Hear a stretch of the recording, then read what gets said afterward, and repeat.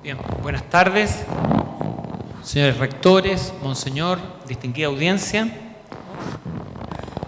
Creo que tenemos la suerte de contar con un panel de muy reconocidos y prestigiados expertos en el tema de educación superior, con reconocimiento nacional e internacional, y sobre un tema que, como se ha planteado en paneles anteriores, ha estado y obviamente va a seguir estando en el centro de la preocupación de nuestra sociedad.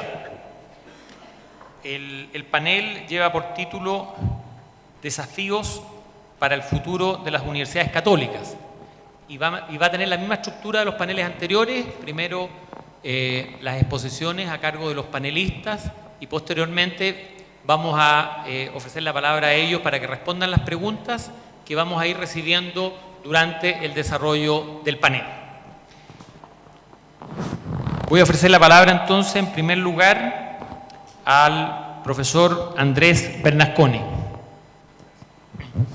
El profesor Bernasconi es profesor de la Facultad de Educación de la Pontificia Universidad Católica y director del Centro de Estudios de Políticas y Prácticas en Educación, CEPE.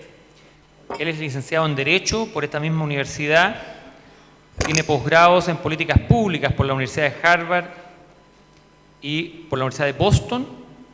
Ha sido investigador asociado de la Escuela de Educación de la Universidad de Harvard, vicerrector académico y vicerrector de investigación y posgrado de la Universidad Andrés Bello y decano de la Facultad de Ciencias Jurídicas de la Universidad de Talca. Tiene la palabra entonces el profesor Bernasconi. Gracias, rector.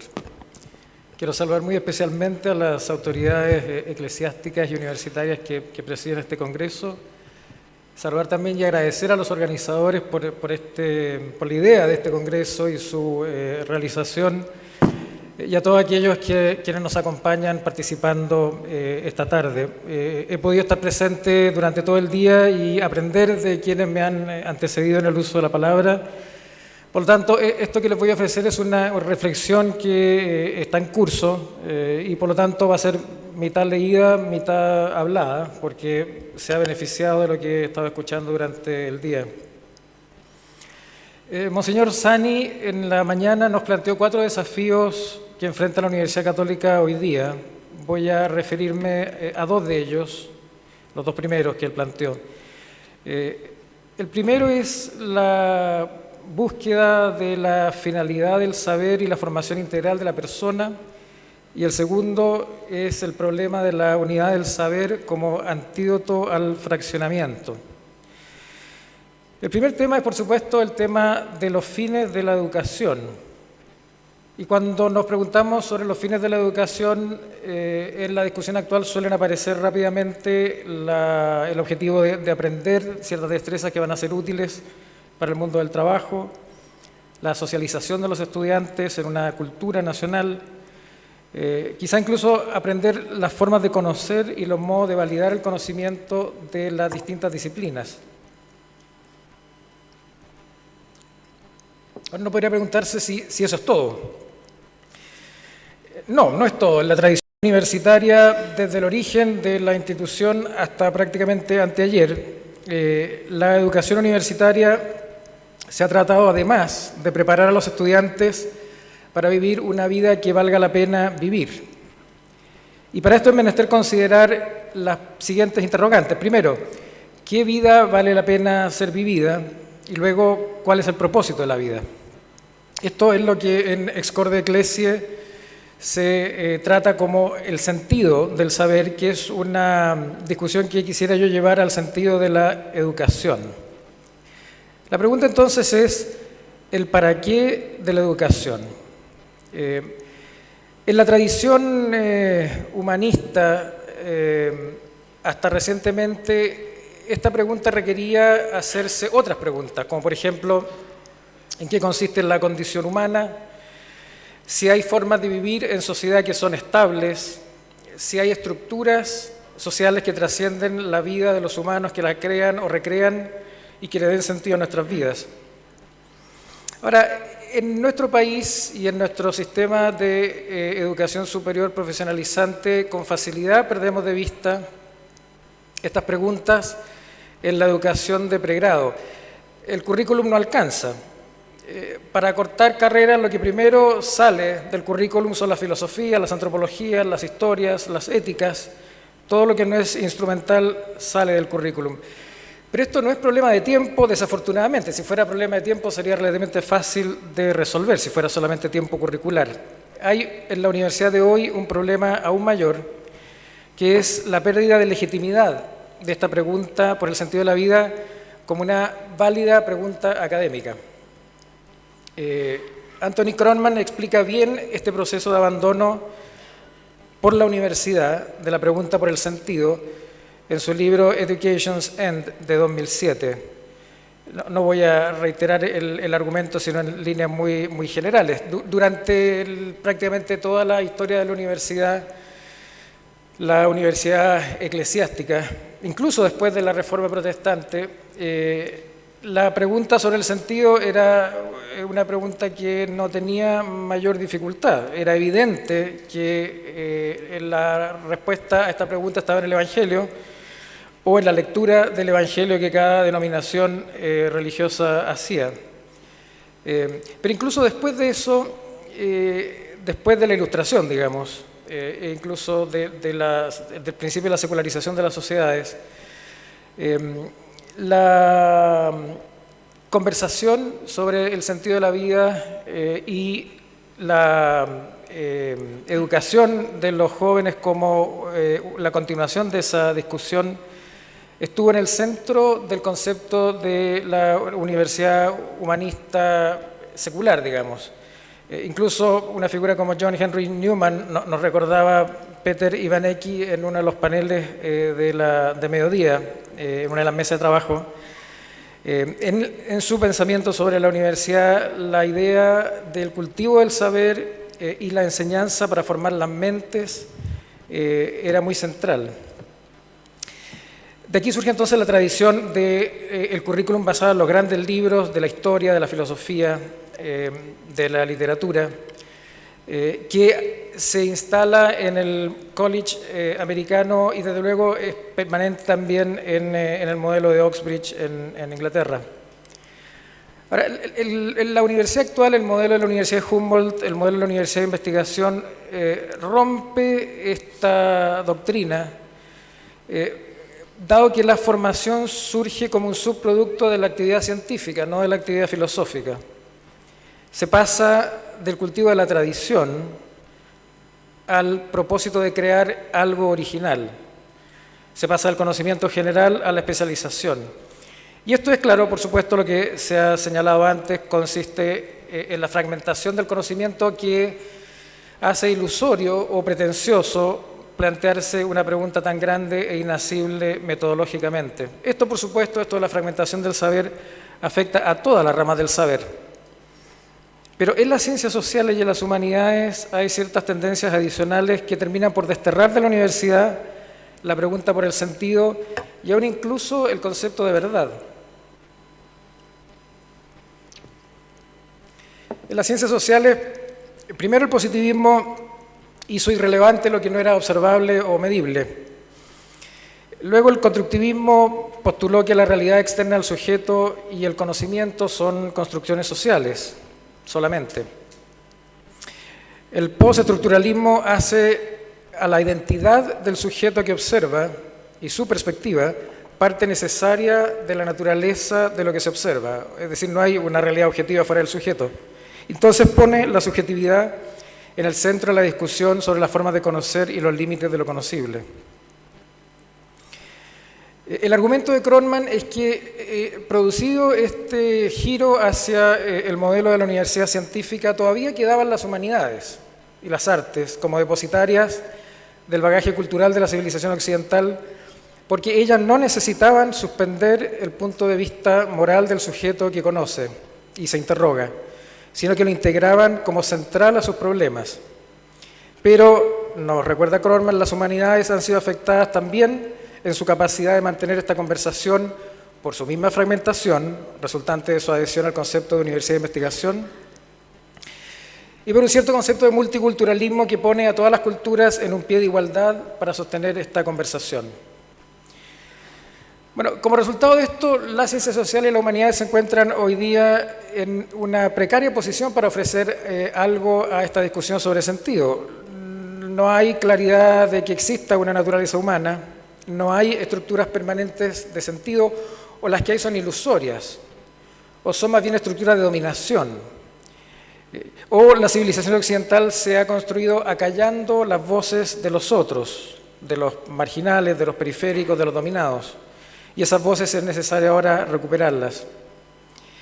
De hecho, la misma idea de verdad se propone como una ideología de dominación. Esto creo es lo que Monseñor Sani en la mañana llamó, delicadamente, la concepción pluralista de la verdad.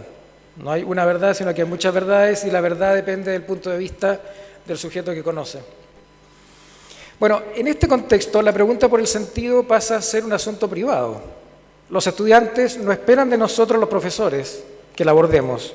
Los profesores no creemos que tengamos el deber y el derecho de guiar a los estudiantes en esto, porque no es nuestra expertez. No estoy abogando porque los profesores respondan a esta pregunta por los alumnos, sino que les proporcionemos a los estudiantes un andamiaje para explorarlas por su cuenta. Y creo que los profesores en una universidad católica tenemos una especial responsabilidad en esto. El segundo tema de la mañana, la unidad del saber como antídoto al fraccionamiento. Esto es el tema de la fuerza fragmentadora de la especialización que, como he dicho, surge como efecto de la Universidad de Humboldt. También aparece muy claramente en Ex Corde Ecclesiae, cito, la integración del saber es un proceso que siempre se puede perfeccionar. Además, el incremento del saber en nuestro tiempo, al que se añade la creciente especialización del conocimiento en el seno de cada disciplina académica, hace tal tarea cada vez más difícil. Es decir, hay una dinámica contraria a la integración del conocimiento. Se suele ofrecer como respuesta a este problema la interdisciplina, o la transdisciplina, o la multidisciplina, como se la quiera llamar. Mi problema con esa respuesta es que la interdisciplina suma, pero no amalgama. Nos juntamos para hacer un proyecto, aprendemos cada uno un poco del campo del otro y vuelta cada uno a nuestras disciplinas. O si nos quedamos en el intersticio, en la biotecnología, en la economía del comportamiento, en la físico-química molecular, en la educación superior, en derecho y sociedad, en la psicología social, en los estudios culturales. Pero aquí pasan dos cosas. O no se crea una nueva síntesis y cualquiera de estos campos supuestamente nuevos permanece como una especialidad dentro de una disciplina mayor, digamos la psicología social, o bien sí lo hace y adquiere una cierta autonomía y pronto se ha convertido en una nueva disciplina con los marcadores típicamente asociados a ellas, sus propios programas de doctorado, su sociedad científica, su revista y su departamento universitario. Yo creo que vale la pena traer a la conversación en este punto la idea de Ernst Boyer de la integración como una forma de actividad académica distinta, independiente, separada de la enseñanza, de la investigación y de la aplicación. Boyer nos recuerda que la integración no puede ser una ocupación de tiempo parcial del académico, un hobby. Es, digamos, paradójicamente, una forma de especialización, es la especialidad de ser generalista. Hay dos formas que Boyer sugería en que la integración se puede hacer. Uno es buscando las conexiones, trabajando en la línea de fractura entre las disciplinas, pero claro, para esto hay que tener como base la hipótesis de que las conexiones existen, lo cual es, por supuesto, un punto de vista epistemológico. O bien, la interpretación. La interpretación supone subir un peldaño en la escala de abstracción, mirar desde arriba dos campos de conocimiento y ver qué es lo que tienen en común. Quiero cerrar con proponer algunas acciones, actitudes que creo yo pueden ayudar a salir del diagnóstico del problema, de la ausencia de la discusión del sentido de la vida de la universidad y de la fragmentación del conocimiento y avanzar hacia posibles remedios o mitigaciones, al menos. Y estas medidas o ideas podrían tener alguna validez especial para el caso de las universidades católicas. Lo primero, a partir de lo que decía recién, es el perfil de los profesores. Mi profesor en la Universidad de Boston, Claudio Bellis, que era también un escéptico de la interdisciplina, sostenía que la única interdisciplina posible era aquella que se da en un individuo, que en su trayectoria académica ha pasado de un ámbito disciplinario a otro, manteniendo la solidez en ambos. Hay gente así, no son muchos, los hay, son bastante escasos cada vez más. Suelen ser personas además bastante geniales, pero son aquellos que son capaces de hacer esta síntesis o integración que estoy proponiendo y debieran ser parte de nuestras universidades, creo. Lo segundo es el currículum, por supuesto. Creo que hay acá un llamado a evitar la especialización temprana y mantener la fe en lo que se solía llamar estudios generales o formación general.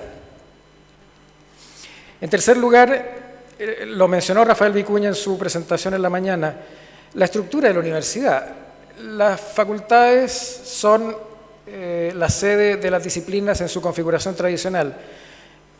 Los centros han emergido como el espacio de discusión basada no en las preguntas de la disciplina, sino en las preguntas de la sociedad o de la ecología o de los problemas. El trabajo de Burton Clark sobre universidades emprendedoras creo que lo pone de manera bastante clara. Son los centros la organización que con mayor facilidad puede hacerse cargo del trabajo de integración, al menos para la solución de problemas.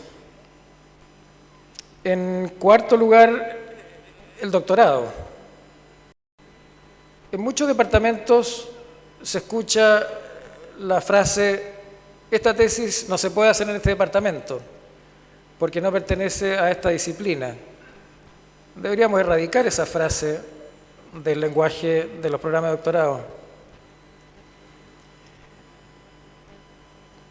También comentaba Rafael Vicuña que tenemos poco tiempo los profesores para educar a los alumnos fuera de la sala de clase. Estamos, como decía Martin Trow, los profesores institucionalmente distraídos en un montón de quehaceres que no tienen nada que ver con la docencia ni con la investigación, sino que son más bien de carácter administrativo. También me parece a mí que tenemos nosotros en la Universidad Católica una responsabilidad especial de trabajar con los estudiantes fuera de la sala de clase.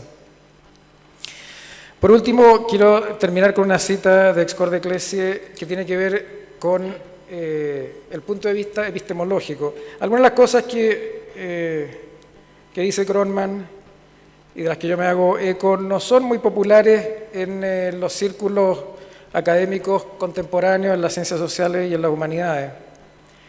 Y a propósito de eso, viene esta cita, dice Excorde Ecclesiae: si es necesario, la Universidad Católica deberá tener la valentía de expresar verdades incómodas, verdades que no halagan a la opinión pública, pero que son también necesarias para salvaguardar el bien auténtico de la sociedad. Muchas gracias.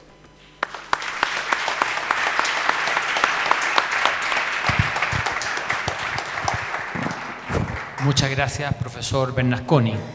Le vamos a dar la palabra al profesor Harald Beyer. El profesor Beyer estudió Ingeniería Comercial en la Universidad de Chile y luego obtuvo un doctorado en Economía en la Universidad de California, Los Ángeles. Es director del Centro de Estudios Públicos y exministro de Educación. Ha sido integrante de múltiples consejos asesores presidenciales, comisiones asesoras y paneles de expertos en los últimos gobiernos y tiene una muy fructífera labor de investigación y docencia en el sistema chileno e internacional. Muchas gracias, rector. Muchas gracias por invitarme, estimadas autoridades eclesiásticas y universitarias. Yo creo que cuando estaban confeccionando el programa empezaron a recorrer los invitados y se dieron cuenta de que eran todos de la Universidad Católica. Y aquí estoy. Yo voy a entrar directamente en la discusión presente, digamos, ¿no es cierto? Siento un poco vergüenza porque creo que después de la excelente presentación de Andrés, digamos, yo me voy a mover a temas mucho más precisos, mucho más concretos, pero supongo que me eligieron para hablar de esto, digamos, así que voy a ir directamente a cumplir con las tareas que me encargaron. Entonces, algunas consideraciones iniciales a propósito de la vigencia ex corde ecclesia.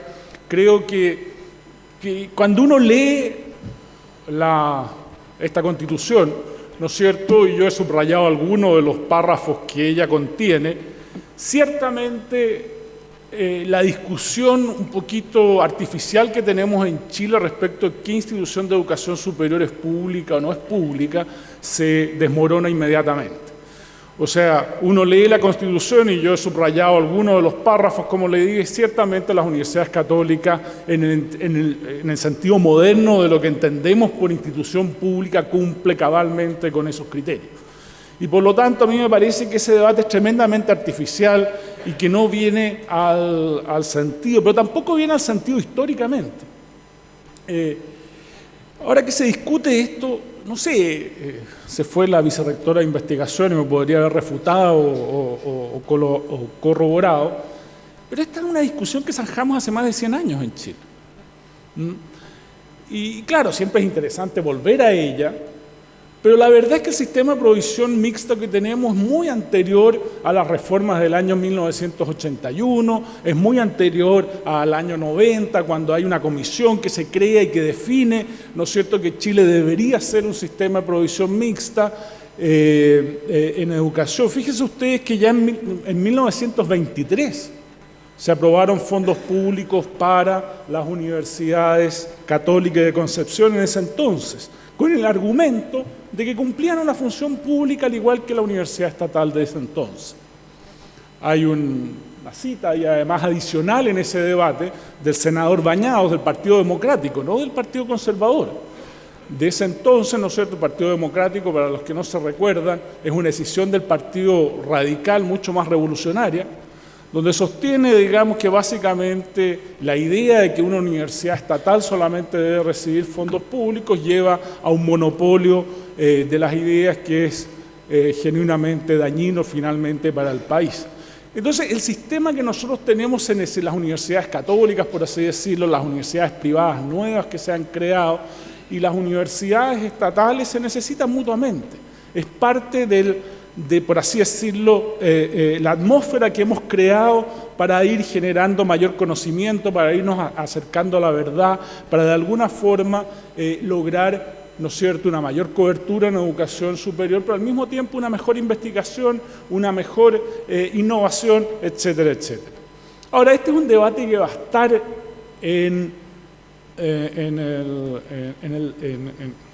la esfera pública, y ciertamente es una amenaza no solamente para las universidades católicas, sino que para todas las universidades privadas que se crearon después de 1981. Desde luego por razones financieras. Ciertamente el costo de la gratuidad universal, como se prometió, es mucho más elevado de lo que inicialmente pensó el gobierno. Y claro, siempre la tentación está a ir a un modelo latinoamericano mejorado, por ejemplo, donde solamente las universidades estatales podrían recibir fondos públicos y las universidades privadas, ¿no es cierto?, seguir recibiendo fondos solamente de las familias. Esa tentación existe, va a estar presente y por lo tanto este va a ser un debate para el cual yo creo que, a propósito de la invitación, que es el desafío de las universidades católicas, no hay que desatender. Ahora, cuando uno mira esto en una perspectiva un poco más global, que es bueno traerlo a colación, ¿no es cierto?, es evidente que la educación superior demanda recursos, y demanda recursos importantes. Y todos los países, sin excepción, han tenido dificultades para llegar recursos a la educación superior.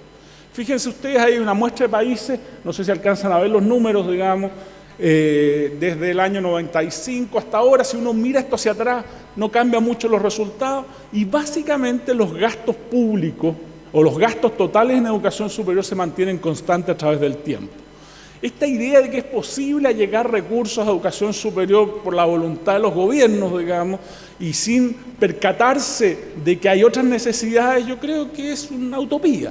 Y lo que hemos visto más bien en el mundo es que la forma de allegar recursos públicos, salvo un par de allegar recursos a educación superior, ha sido a través del aporte privado. En general, los países con aportes públicos que se quedan solamente con modelos de financiamiento público, ustedes ven que están relativamente constantes en términos de sus gastos en el tiempo. Hay países como Australia que han ido cambiando su combinación, tienen muchos más recursos privados hoy día que públicos, han mantenido relativamente constante pero eso de nuevo es una necesidad, porque los recursos públicos no permiten soportar el sistema de educación superior. Ahora, cuando uno mira a Chile en perspectiva, ¿no es cierto? Y aquí lo que hay en este gráfico es un gráfico que compara cobertura con el ingreso per cápita de los países ajustados por paridad del poder de compra. Uno se fija que Chile tiene una alta cobertura para su nivel de desarrollo. Parte de la discusión que hemos tenido tiene que ver con esto. Nosotros nos aceleramos muy rápido en términos de cobertura, y claro, cuando uno crece muy rápido de cobertura y no pone atención a los riesgos que tiene eso, comete muchos errores, y nosotros efectivamente cometimos algunos errores que son de alguna forma los que están, por así decirlo, pasándonos la cuenta hoy día. Pero eso no significa que la forma de corregir los errores sea aquella que está en el aparato público, en la discusión pública. Pero esta masificación que hemos observado creo que es inevitable. Cuando uno mira cómo ha cambiado la matrícula en un periodo ya no de pocos años, sino que en un periodo de 50 años, uno ve que en el mundo en general la matrícula se ha multiplicado por varias veces. O sea, la educación superior inevitablemente va a ser un sistema masivo de acceso a la educación superior. Y masivo significa heterogéneo. No hay ningún sistema masivo en el mundo que no sea heterogéneo, en términos de la forma en que sus instituciones están organizadas. Fíjense ustedes que Estados Unidos, por ejemplo, solo un 6,7% de sus instituciones de educación superior son complejas. Si usáramos esa clasificación en Chile, habrían 3 universidades complejas, solo 3. En América Latina hay 4.000 universidades. De esas 67 son complejas, 200 son de investigación o emergentes de investigación, si ustedes quieren. Las otras 3.700 son universidades docentes. Esa es la realidad de un mundo de acceso masivo. ¿Dónde está desde el punto de vista de la proyección y de la discusión en educación superior nuestra principal falencia? Fíjense ustedes, de nuevo, aquí lo que hemos hecho es tener ingreso per cápita corregido por paridad del poder de compra y el número de investigadores por 1.000 personas en la fuerza de trabajo. Y Chile está muy por debajo de lo que debería tener. Fíjense que Chile tiene 0,79 investigadores por 1.000 personas en la fuerza de trabajo. Senegal tiene 1, más que nosotros por 1.000 personas en la fuerza de trabajo. Tailandia tiene casi 3. Malasia tiene 4. El promedio de la OECD es 7. Esto no está en la discusión. Y si queremos crecer más, si queremos innovar más, si queremos resolver los problemas que tenemos, esto puede ser mucho más importante que... Y sabemos que tenemos recursos escasos. Entonces, la bandera la lleva la gratuidad. Pero cuando uno mira cómo se va a distribuir ese gasto, fíjense ustedes que aproximadamente, y estas son estimaciones gruesas porque el gobierno no ha definido cómo va a transferir los dineros, ¿no es cierto? Entonces son cálculos estimativos. Prácticamente el 50% de los recursos se los va a llevar el 20% más rico. ¿Queremos seguir este camino?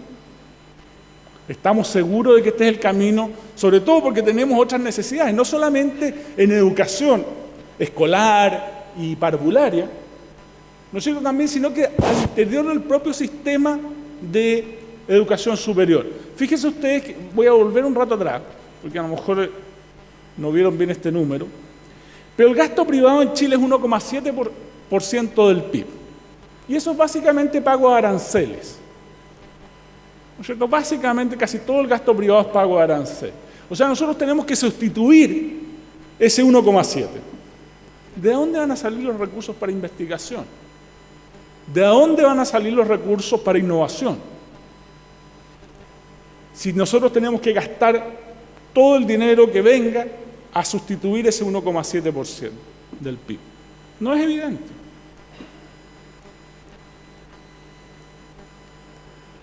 Entonces, la política de gratuidad del 2016, el plazo, ¿no es cierto?, están definidos algunos criterios generales.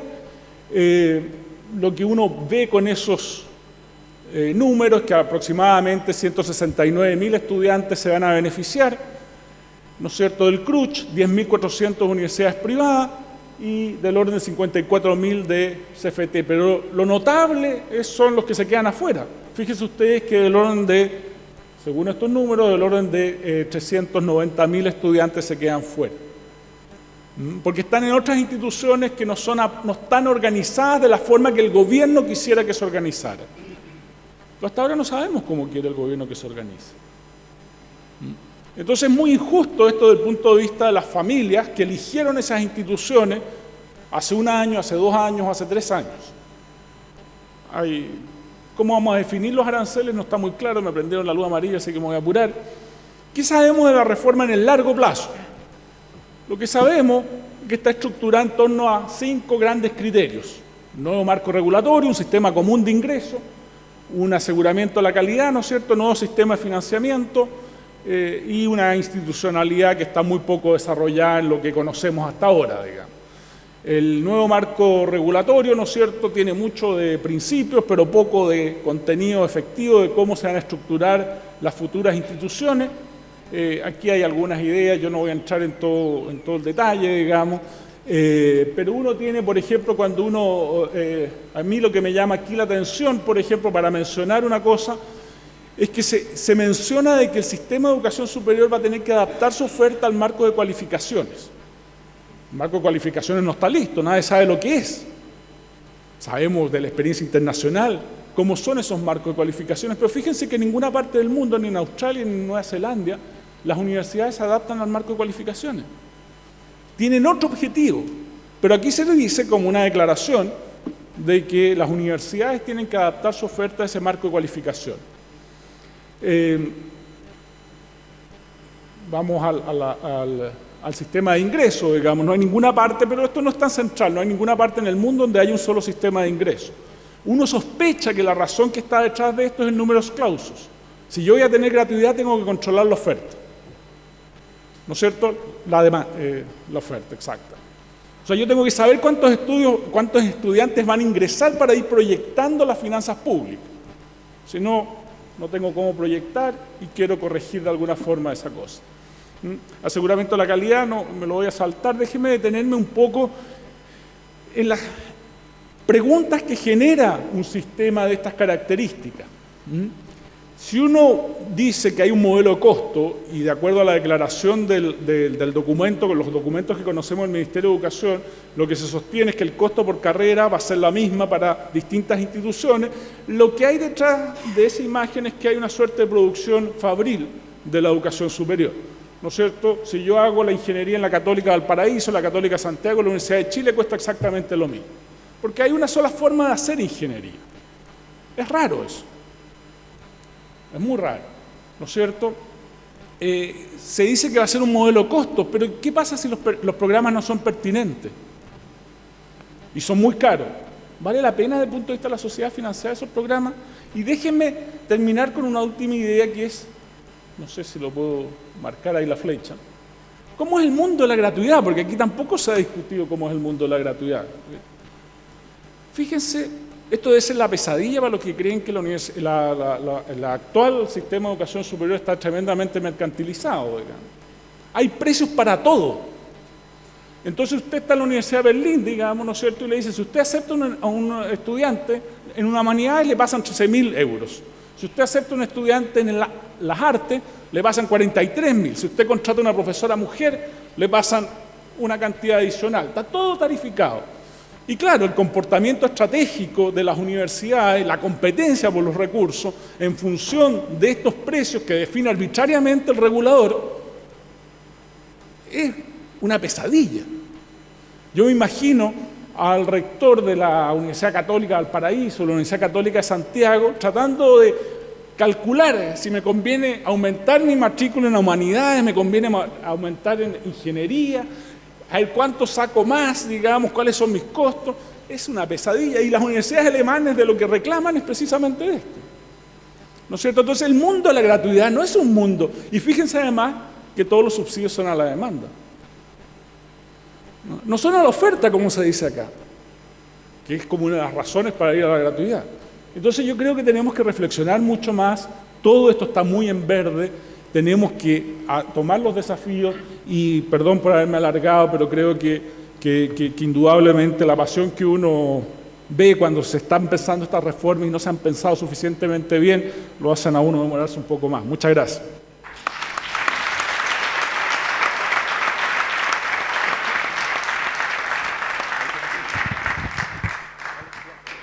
Muchas gracias, profesor Beyer. Le recuerdo al público que la idea es recibir preguntas, ¿no es cierto?, para aprovechar aún más a nuestros tan distinguidos panelistas. Le vamos a ofrecer la palabra ahora al profesor José Joaquín Brunner, quien es doctor en Sociología en la Universidad de Leiden. Él fue ministro secretario general de Gobierno, se ha desempeñado como académico en cursos de pregrado, maestrías y doctorado en distintas universidades nacionales y extranjeras. Además, es autor de diversos libros, ensayos y columnas sobre educación. Ha realizado consultorías para distintas instituciones, entre ellas el Banco Mundial, el Programa de las Naciones Unidas para el Desarrollo, CEPAL, entre otros. Actualmente se desempeña como profesor titular e investigador en la Universidad Diego Portales, donde dirige la Cátedra UNESCO de Políticas Comparadas de Educación Superior. A propósito del tema de los desafíos para el futuro de las universidades católicas, yo quiero abordar tres temas. Uno en continuación con lo que desarrolló ya Harald Beyer sobre el debate actual que tenemos en Chile. Luego algunas consideraciones más generales sobre algunas transformaciones de la educación superior a nivel global y finalmente una consideración más específica sobre universidades católicas. En realidad, hacer referencia al debate actual es muy difícil porque el diseño de la reforma todavía es extraordinariamente vago, es ambiguo y sobre todo es confuso. Me parece a mí que hay 4 objetivos planteados o esbozados en la reforma que se desea impulsar.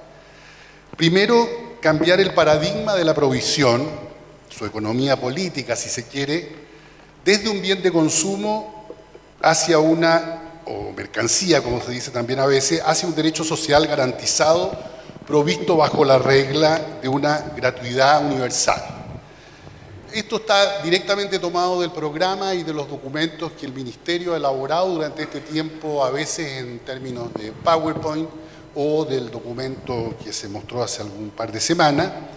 Y esto implicaría, en principio, poner como eje una suerte de proceso, y así se ha dicho, de desmercantilización o decommodification de la educación superior. Enseguida, financiar la provisión de este bien a cargo de la renta nacional, del presupuesto anual. Y tercero, asegurarse de que la actividad regular de las instituciones de educación superior, la de producir, transmitir y transferir conocimiento avanzado, no dé lugar, bajo ningún concepto, a cualquier tipo de lucro. Estas son las ideas, digamos, en realidad son las ideas fuerza del proyecto de la reforma. Enseguida, en el segundo objetivo, es impulsar un rol proactivo del Estado, tanto en la provisión directa de servicios educativos como en una estricta coordinación, regulación y fiscalización del mismo. Bueno, esto implica la creación de nuevas instituciones estatales, se está haciendo con 2 universidades en las regiones de O'Higgins y de Aysén, la creación de centros de formación técnica, al menos 1 por cada región del país, y enseguida el despliegue de la educación estatal como un modelo. A veces aquí se vuelve a usar el término de paradigma. Cito, la educación pública debe fijar los estándares de calidad y tener presencia relevante en todo el territorio. Esta es la base y herramienta más potente sobre la que se construirá el proyecto educativo, la cohesión y la integración social. Ese sería el rol, digamos, histórico que tendría que asumir la educación estatal. El tercer objetivo me parece que es la modernización de la institucionalidad pública de la educación superior, que implica varias cosas: la creación de una subsecretaría en el Ministerio de Educación, la facultad del Minedu, que ya se aprobó para designar administradores provisionales y de cierre en instituciones fallidas de educación superior. Tercero, el establecimiento de una superintendencia de educación superior, y luego la creación o constitución de una agencia pública responsable de la acreditación obligatoria de instituciones y programas. Y por último, el cuarto objetivo es un nuevo sistema de financiamiento que incluye, ya no hablando solamente de la gratuidad, incluye la gratuidad universal en un plazo de 6 años, se completaría, se dice, en el año 2020, sino que una modificación completa, revisión completa del esquema de financiamiento de la educación superior, donde en primer lugar están todos los requisitos que ya Harald algo mencionó, los requisitos que tendrían que cumplir las instituciones estatales y privadas, diferenciadamente, para poder ser parte del esquema de la gratuidad, y enseguida el financiamiento público de las otras funciones, ya no solamente de la docencia, sino que también de la investigación y de la vinculación con el medio de transferencia, todo respecto de lo cual en realidad se ha dicho todavía muy poco. El desarrollo mínimo todavía contradictorio, cambiando casi día a día, simplemente existe para la imagen de lo que sería una gratuidad que empezaría siendo parcial y que se iría desarrollando a lo largo del tiempo hasta llegar a ser universal, es decir, sin exclusión de ningún estudiante independientemente de la institución en que curse sus estudios. Por cierto, las instituciones tendrían, como decía, varios criterios que satisfacer, no son todavía claros cuáles son, pero básicamente cumplir con esta serie de exigencias, como estar constituidas como personas jurídicas sin fines de lucro,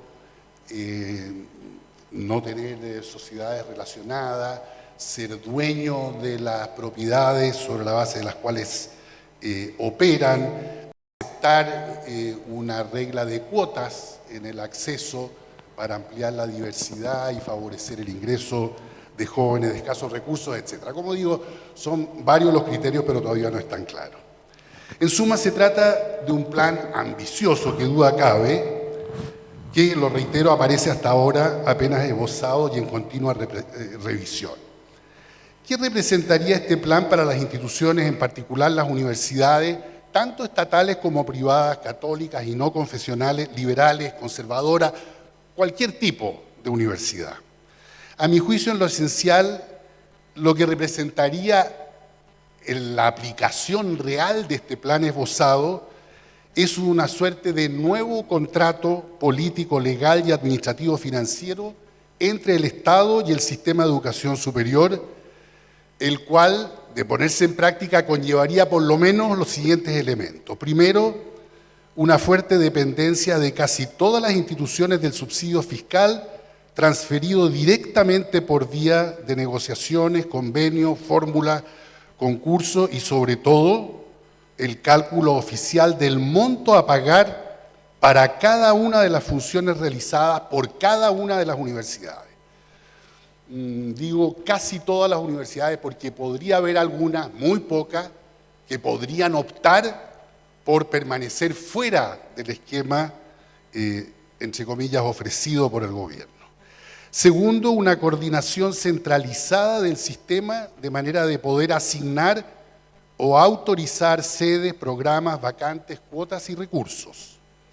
Tercero, una intensa presión hacia la estandarización para hacer posible esa coordinación centralizada, determinando categorías de instituciones según un conjunto de indicadores y exigencias diferenciales de acreditación.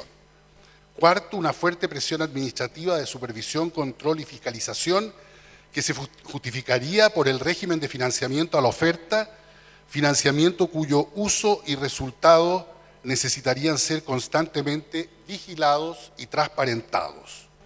Quinto, como resultado de los elementos anteriores se produciría inevitablemente una reducción de la autonomía de las instituciones, de sus capacidades de autogobierno y autogestión, y se correría el riesgo además de reducir el pluralismo de proyectos institucionales, de misiones y visiones y de ideas de universidad diferentes que han ido surgiendo en el sistema a lo largo del tiempo. Todo lo anterior, de hecho, ha venido anticipándose con los aprontes de la gratuidad diaglosa presupuestaria para el año 2016. En efecto, el poder político administrativo anuncia y modifica ad libitum las reglas de juego, abre y cierra puertas a distintas instituciones, define criterios y luego los interpreta arbitrariamente y mantiene al sistema en vilo, introduciendo un amplio margen de inseguridad e incertidumbre. Ustedes conocen bien esta situación, por lo que no necesito extenderme en este punto. Más interesante podría ser tomar cierta distancia ahora de la coyuntura inmediata y agregar un capítulo de reflexiones sobre otro tipo de incertidumbres que enfrentan las universidades en general, para luego concluir, como decía, con una consideración sobre el futuro de las universidades católicas. Parto por la constatación que hoy las universidades de todo tipo, complejidad y edad se hallan enfrentadas a los desafíos e incertidumbres que traen consigo y todos estos son términos feos porque vienen del anglosajón, pero así se usan en la literatura, porque traen consigo la mercadización, la mercantilización, la privatización y la comercialización de las cosas académicas. El diseño de nuestra reforma local postula ingenuamente, creo yo, que sería perfectamente posible superar estas cuestiones por el mero traslado del subsidio desde la demanda, es decir, los estudiantes, hacia la oferta, es decir, las organizaciones, para así asegurar la gratuidad del acceso a los estudios de pregrado. Bueno, está claro que esa sola medida no aborda el conjunto de fenómenos a los que acabo de hacer mención.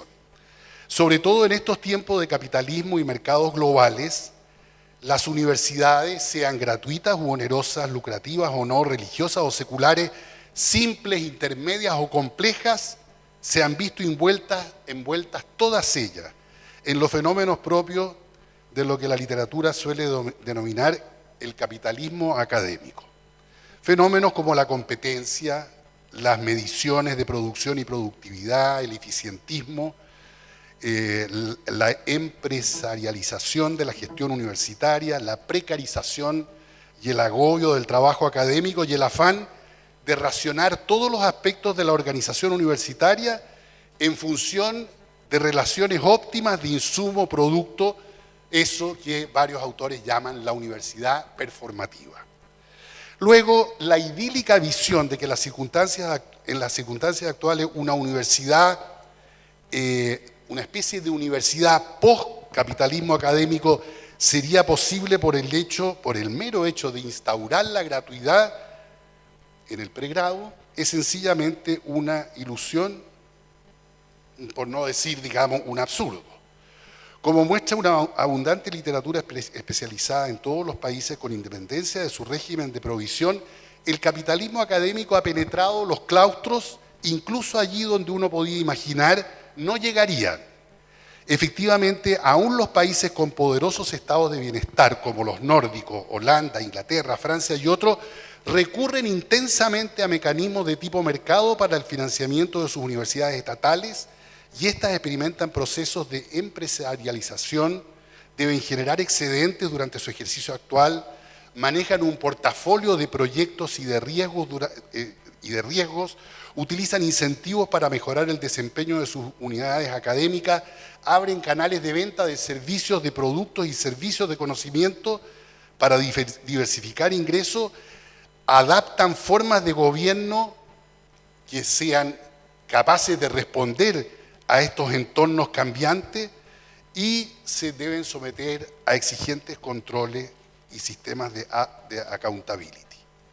Algunas incluso, por cierto, cobran aranceles, siendo puras universidades públicas, como ocurre en los casos de Canadá, de Australia, de Holanda y en otras partes del mundo.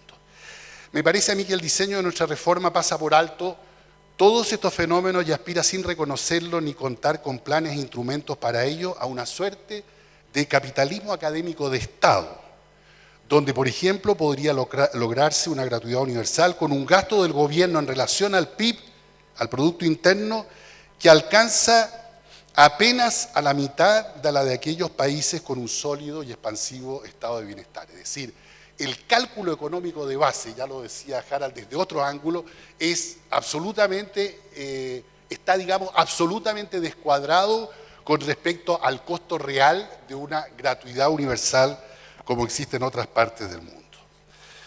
En fin, para concluir, me pregunto qué contribución cabría esperar de las universidades católicas en este cuadro de tendencias globales y cambiantes circunstancias de capitalismo académico.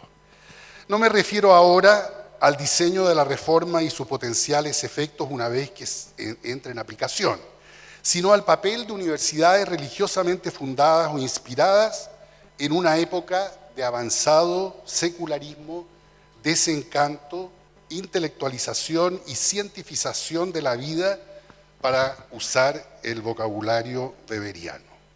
De hecho, en la famosa conferencia de Max Weber, llamada la ciencia como una profesión, él se interroga si acaso hay en el progreso como tal un sentido reconocible que trascienda lo puramente técnico a fin de servirle de vocación significativa.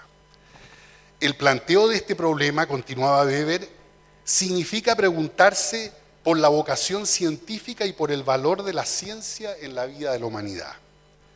¿Acaso alguien cree, decía él, que los descubrimientos de la astronomía, la biología, la física o la química pueden enseñarlos algo sobre el sentido del mundo? ¿La ciencia, se preguntaba, camino hacia Dios? ¿Camino hacia Dios este poder irreligioso en que consiste la ciencia? Se acepte o no, concluía en aquella ocasión, nadie ignora hoy que la ciencia es extraña a la idea de Dios. No pretendo seguir adelante con Weber, quien, como ustedes sabrán, mantiene abiertas hasta el final de su conferencia las preguntas, recurriendo en un punto a Tolstoy para compartir la idea de que la ciencia no tiene respuesta para los únicos problemas que nos conciernen existencialmente, como qué debemos hacer y cómo debemos vivir. Ya Andrés hablaba de esto. ¿No cabría entonces, me pregunto yo para terminar, que en estos tiempos de extrema racionalización, sea con más Estado o con más mercado, las universidades católicas, precisamente por su origen, misión y trayectoria, debieran ser lugares donde estas preguntas, precisamente, sobre qué debemos hacer y cómo debemos vivir, tengan cabida y puedan ser examinadas, aunque no tengan respuesta en términos de las disciplinas que enseñamos y aprendemos? ¿No consistiría en eso precisamente el mandato de las universidades católicas de ser conciencia de su época y de las contradicciones culturales del capitalismo?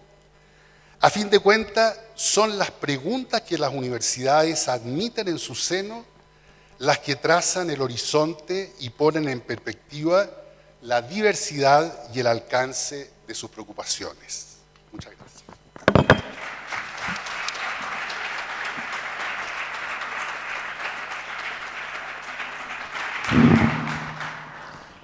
Muchas gracias, profesor Brunner. Vamos a pasar entonces a la parte de las preguntas. Tenemos aproximadamente 15 minutos como máximo para destinar a esta parte.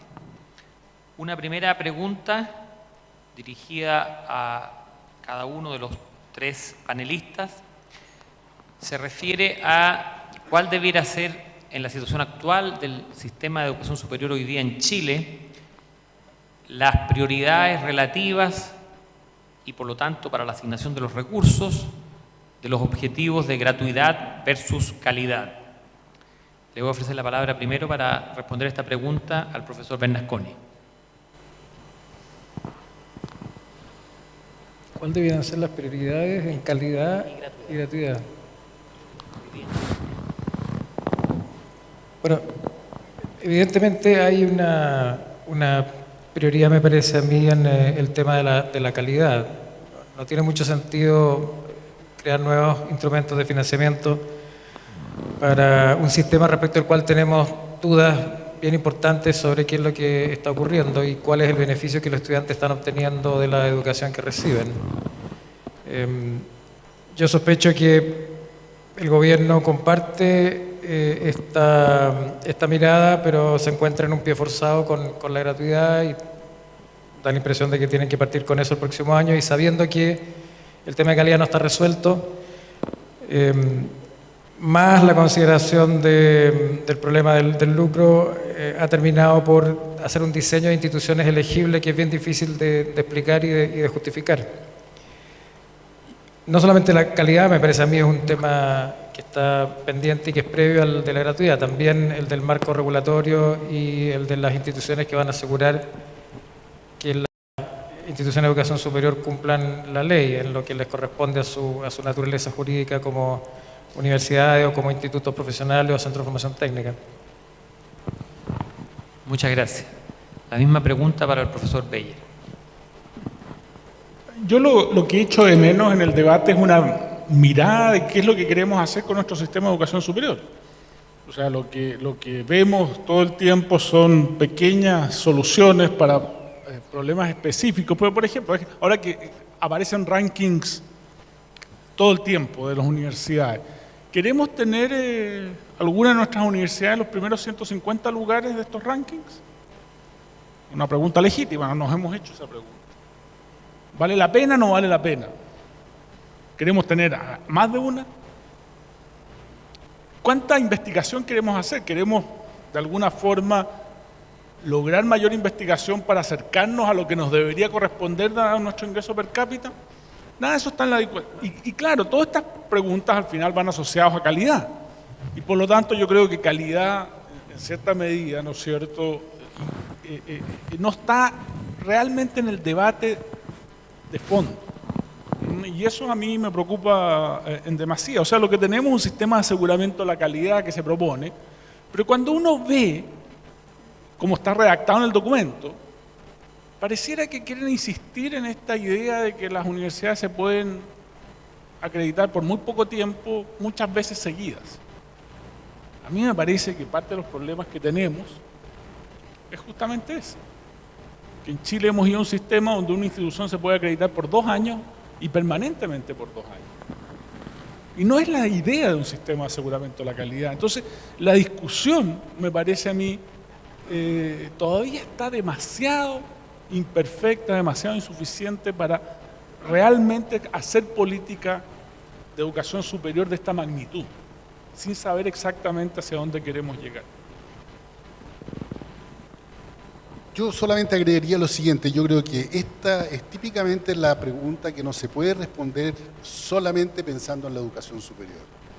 Me parece a mí que es de suyo evidente que la prioridad, y esto claro, siempre es incómodo tener que decirlo cuando están presentes las autoridades universitarias, no son las universidades. El problema educacional de Chile se llama 40% de niñas y niños que a los 15 años, cuando dan el examen de PISA, no alcanzan el mínimo umbral de competencias cognitivas, que van a llegar, en un 80% están llegando después a la educación superior.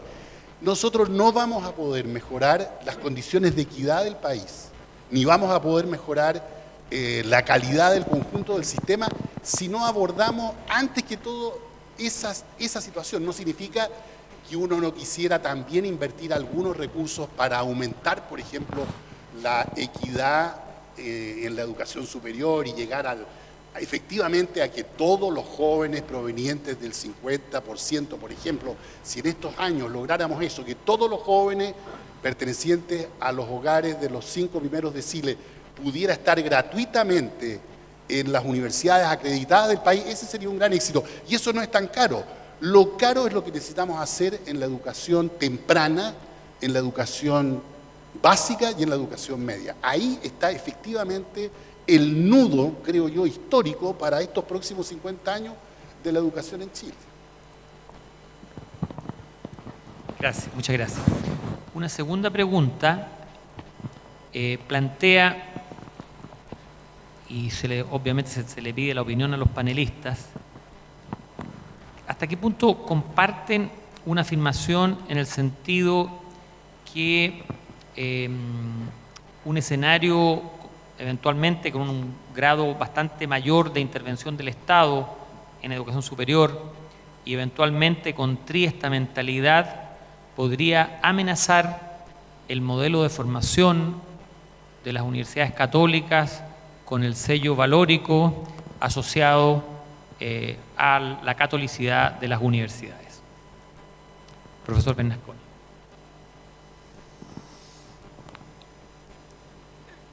A ver, ahí la triestamentalidad es una de las condiciones que pondría el gobierno para ingresar al sistema de gratuidad, no es la única. Mi problema con que el gobierno establezca criterios de acceso al financiamiento que tienen que ver con el modo de gobierno de la universidad es que me parece un criterio arbitrario porque no hay ninguna relación que uno pueda demostrar entre un objetivo de política pública legítimo y el modelo de gobierno de la universidad que debe atender a ese objetivo de política pública legítimo. Por ejemplo, el gobierno podría considerar que las universidades tienen que hacer un mayor esfuerzo por matricular estudiantes de los primeros 2 quintiles de ingreso. Ese me parece un objetivo de política pública legítimo, pero no veo que tenga ninguna relación con la consecución de ese objetivo la forma como la universidad se gobierne. Si el gobierno pudiera demostrar que existe una correlación entre una y otra cosa, entonces estaríamos en un escenario distinto, pero no siendo así, no habiendo esa relación, me parece que es un requisito arbitrario y por lo tanto no es legítimo del gobierno proponerlo.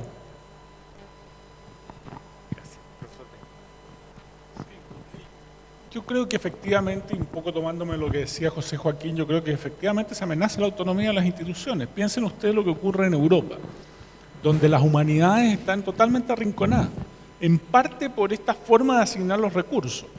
Y si una universidad tiene que ir renunciando y dejando poco espacio para las humanidades, digamos, de alguna forma está traicionando eventualmente sus proyectos académicos, y supongo que eso para las universidades católicas es tremendamente esencial. Entonces, yo creo que sí se lesiona las misiones de universidad y claro, es menos preocupante en Europa porque prácticamente todas las universidades son estatales y las pocas universidades privadas que existen, digamos, no reciben fondos públicos, salvo algunos fondos concursables específicos, ¿no es cierto? Pero en nuestra tradición chilena de provisión mixta, donde de alguna forma ha permitido esta diversidad de proyectos, indudablemente que este cambio en las reglas del juego, yo creo que como ha ocurrido en otras latitudes, no tengo por qué pensar de que no va a ocurrir lo mismo, los proyectos se van a ver amenazados de alguna forma. Ahora, respecto de triestamentalidad, bueno, el gobierno ha sido bien ambiguo en qué entiende por triestamentalidad, digamos, ¿ah? O sea, si esto es elección de los rectores por todas las comunidades, por toda la comunidad de la universidad, bueno, solamente las universidades españolas recibirían financiamiento público en Europa, digamos. En ninguno de los otros países los rectores son elegidos por la comunidad.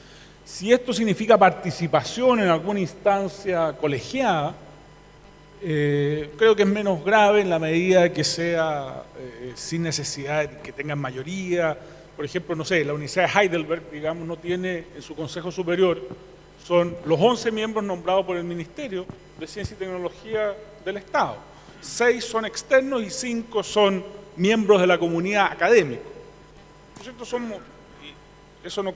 me da la impresión de que no compatibilizaría con los criterios que está pensando el gobierno, pero es una universidad estatal. La Universidad de Múnich, en otro estado de Alemania, tiene un Consejo Superior de 48 miembros, donde más de la mitad son nombrados por el Estado, pero los otros miembros son de la comunidad académica, digamos, y de estudiantes de posgrado, de pregrado. Hay distintos modelos, digamos, hay que entender bien. A priori, si el gobierno deja libertad para esto, a mí me parece que no necesariamente viola la autonomía de las instituciones. Sí, yo estoy completamente de acuerdo. Yo creo que en realidad este es uno de los puntos más delicados, porque efectivamente un sistema como el que ha tenido Chile históricamente, porque este no es un problema de que tengamos régimen mixto desde hace 30 o 40 años, lo tenemos desde el momento en que se empezaron a crear universidades en el país, ya en el siglo XIX, terminamos con universidades públicas y universidad privada, de modo tal y así fue en todas las primeras partes del siglo XX. A mí me parece que la condición sine qua non de eso es que no exista uniformidad en la manera de establecer el gobierno de las instituciones. Y en realidad toda institución debiera tener a esta altura, y esa es la tendencia que uno ve incluso en la región más homogénea, ya lo decía Harald, que es Europa occidental, cómo las universidades han cambiado radicalmente en los últimos 15 años su forma de gobierno, incluidos los partidos de mayor tradición socialdemocrática como son los países nórdicos, donde hoy día se ha modificado por completo, incluso la personalidad jurídica de las universidades estatales. En varios de esos países son fundaciones públicas, con una junta de gobierno, con representación, puede ser paritaria o mayoritaria o minoritaria, de elementos externos, que donde el rector es elegido por la junta, el rector elige a sus decanos, es decir, algo que era impensable hace 30 años, existe hoy día, y eso debiera efectivamente, digamos, resguardarse en Chile. A mí muchas veces me sorprende el hecho de que organismos colectivos como el CRUCH, los rectores uno a uno, no levanten su voz en este punto específico, que es un punto, digamos, donde se va a jugar el futuro de las universidades. Y lo más increíble es que hablando con la mayor parte de los rectores, y porque no nombro a ninguno, me atrevo a decirlo, aún de las universidades estatales, le dicen, mire, esto puede liquidar lo que una parte importante de nuestras universidades estatales han avanzado durante los últimos 15 años, que hay varias que han hecho enormes avances. Me precio de conocer bien las universidades. Y los rectores le dicen, y yo le digo, pero ¿cómo no lo dices entonces públicamente? No, es que no lo puedo decir, porque entonces empieza desde ya, digamos, la situación de inestabilidad dentro de la universidad y al final no tengo a quién recurrir para poder hacer escuchar mi voz. Bueno, es muy lamentable que estemos en ese punto y este punto debiera ser, digamos, centro absoluto, creo yo, de la discusión durante los próximos meses. Muchas gracias, profesor Brunner. Tenemos una última pregunta que está dirigida al profesor Andrés Bernasconi. Dice que usted forma parte de un nuevo comité asesor del Ministerio de Educación. ¿Cómo pretende aportar para revertir la dirección de esta reforma? ¿Cree importante que esté presente en ella la misión de las universidades católicas? Esa la hizo José Joaquín, para que no me escaparan.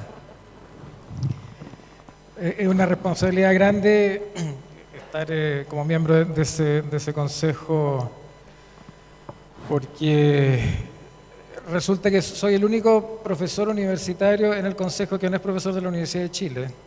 De manera que no es solamente las universidades católicas las que, digamos, represento, si ese fuera el punto, sino que todas las universidades que no son la Universidad de Chile, curiosamente. Yo creo que vamos a saber más sobre el mandato del gobierno para nosotros el viernes, pero por las conversaciones que he tenido con la gente del ministerio hay efectivamente una necesidad de un apoyo, de una opinión, más bien desde la experiencia y del conocimiento técnico, y me parece que los miembros de la comisión todos reúnen el requisito de poder hacer un aporte desde esa visión del sistema de educación superior. Hay algunas cosas que como les decía antes, parece que están más o menos resueltas, que tiene que ver con cómo se va a instalar la gratuidad el próximo año, pero como lo he dicho por lo demás por la prensa, creo que hay algunas decisiones sobre la implementación de la gratuidad en 2016 que van a tener impacto en lo que venga después de eso. No es tan fácil separar la gratuidad para el próximo año de la discusión de fondos sobre el financiamiento y de las condiciones para el financiamiento, como parece creer el gobierno.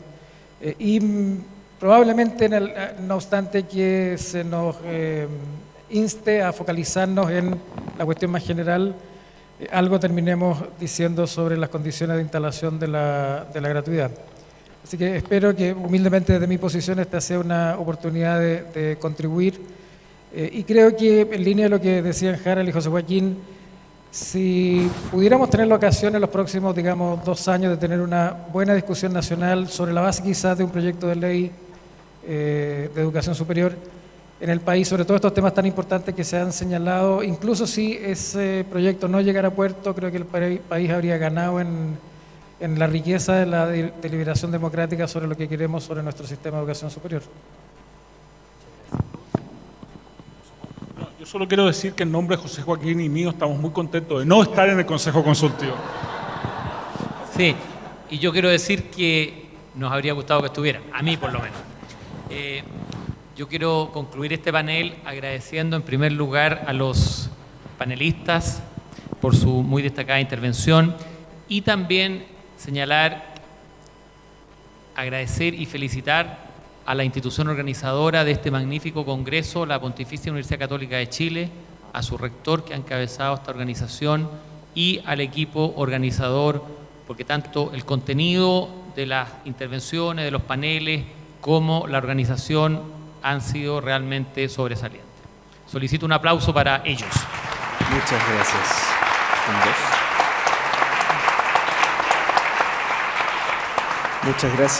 Muchas gracias a ustedes, a los panelistas, agradecemos sus reflexiones, también al moderador.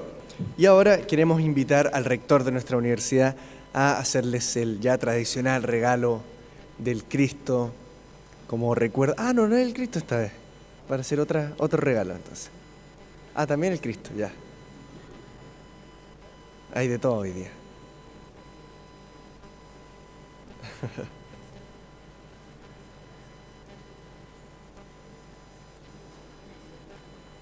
Ah, sí, también viene con el Cristo.